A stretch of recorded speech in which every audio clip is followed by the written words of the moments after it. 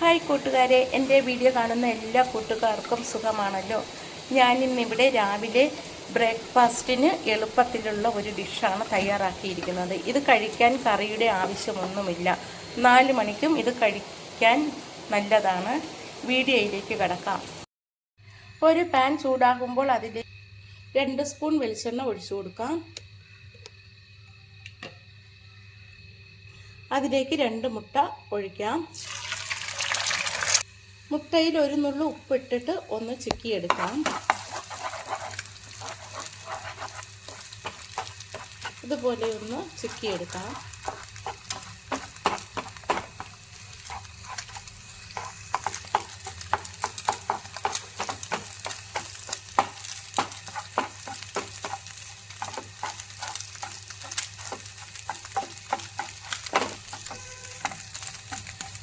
മുട്ട ഒരു പാത്രത്തിലേക്ക് മാറ്റി വയ്ക്കാം.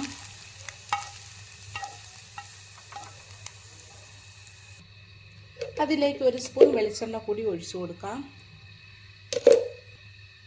1 അല്ലി വെളുത്തുള്ളി അരിഞ്ഞത് ചേർത്ത് കൊടുക്കാം. ഒന്ന് ഇളക്കി കൊടുക്കാം. അതിലേക്ക് 1 സവാള അരിഞ്ഞത് ചേർത്ത് കൊടുക്കാം. എന്നിട്ട് ഇതൊന്ന് വഴറ്റി കൊടുക്കാം.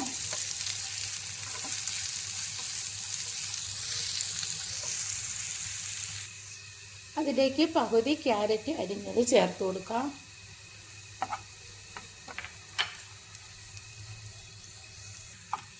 ക്യാരറ്റ് നന്നായിട്ടൊന്ന് വഴറ്റാം. അതിലേക്ക് ഉരുളക്കിഴങ്ങ് അരിഞ്ഞത് ചേർത്ത് കൊടുക്കാം. ഒരു ചെറിയ ഉരുളക്കിഴങ്ങ് അരിഞ്ഞതാണ് അതിലേക്ക് ചേർത്ത് കൊടുത്തത്. ഇത് എല്ലാം കൂടി ഒന്നുകൂടി ഒന്ന് വഴറ്റി കൊടുക്കാം. പാകത്തിന് ഉപ്പുപൊടി കൂടി ചേർത്ത് കൊടുക്കാം. എന്നിട്ട് വഴറ്റി കൊടുക്കാം. ഇതിലേക്ക് 1 പച്ചമുളക് അരിഞ്ഞത് കൂടി ചേർത്ത് കൊടുക്കാം. ഇതിലേക്ക് 1/2 സ്പൂൺ മഞ്ഞൾപ്പൊടി ചേർത്ത് കൊടുക്കാം. 1/2 സ്പൂൺ ഗരം മസാല ചേർക്കാം. 1/4 സ്പൂൺ കുരുമുളക് പൊടി ചേർത്ത് കൊടുക്കാം. ഇനി കുറച്ച് സമയം ഒന്ന് അടച്ചു വയ്ക്കാം. ഒരു 2 മിനിറ്റ് സമയം അടച്ചു വയ്ക്കാം. ഇനി നമുക്കിത് തുറന്നിട്ട് ഒന്ന് ഇളക്കി കൊടുക്കാം. ഇതിലേക്ക് നമുക്കിനി മാറ്റി വെച്ച മുട്ട ചേർത്ത് കൊടുക്കാം.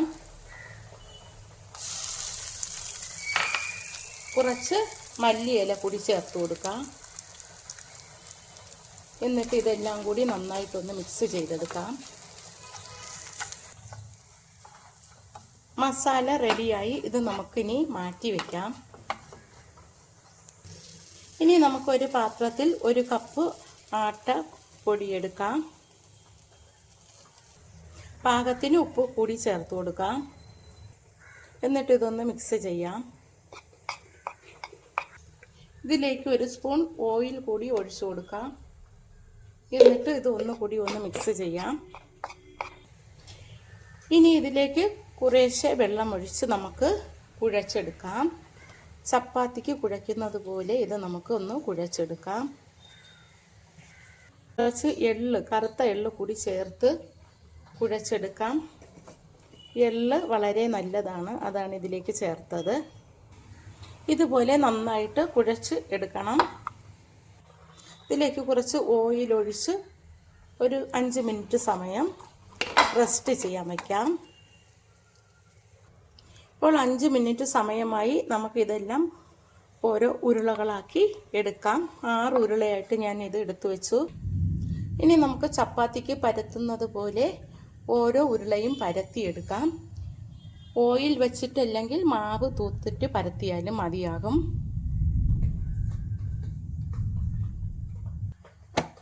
ഒരുപാട് കട്ടിക്ക് പരത്തണ്ട, നൈസായിട്ടും പരത്തണ്ട. ഈ ഒരു പരുവത്തിന് പരത്തിയെടുത്താൽ മതിയാകും. എല്ലാം ഇതുപോലെ പരത്തിയെടുക്കാം. ഇതുപോലെ എല്ലാം പരത്തിയെടുക്കണം. ഇനി നമുക്ക് ഓരോന്നിലും ആദ്യമേ തയ്യാറാക്കി വെച്ച കൂട്ട് വച്ചു കൊടുക്കാം. ഇതുപോലെ ഓരോ സ്പൂൺ വീതം വച്ചു കൊടുക്കാം. എന്നിട്ട് നമുക്കിതൊന്ന് മടക്കിയെടുക്കാം. ഇതുപോലെയാണ് ഒന്ന് മടക്കിയെടുക്കാനുള്ളത്. ഇങ്ങനെ മടക്കിയെടുത്തിട്ട് ഇതുപോലെ ഒന്ന് ചുറ്റിക്കണം. ഈ വെച്ച് ഇതുപോലെ ചപ്പിച്ചെടുത്താലും മതിയാകും. നല്ല ഷേപ്പിന് ചപ്പിച്ചെടുത്താൽ മതിയാകും. ഇതുപോലെ കൈ വെച്ച് തന്നെ എല്ലാം നമുക്ക് ചപ്പിച്ചെടുക്കാം. എല്ലാം ഇതുപോലെ തയ്യാറാക്കി വെച്ചു. ഇനി നമുക്കിത് ചുട്ടെടുക്കാം. രാവിലെ ചപ്പാത്തിയൊക്കെ കഴിച്ചു മടുത്തെങ്കിൽ കുട്ടികൾക്കൊക്കെ ഇതുപോലെ ഉണ്ടാക്കി കൊടുത്താൽ മതി. ഹെൽത്തിയാണിത്. ഇനി ഒരു പാൻ ചൂടാകുമ്പോൾ അതിലേക്ക് ഓയിൽ ഒഴിച്ചു കൊടുത്തു. കുറച്ച് ഓയിൽ ഒഴിച്ചാൽ മതിയാകും.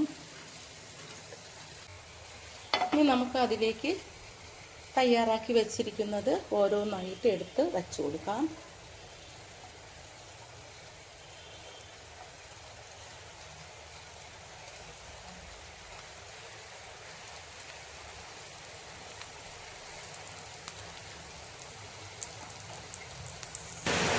ഇനി ഇത് നമുക്ക് മറിച്ചിട്ട് കൊടുക്കാം ഓരോന്നായിട്ട്.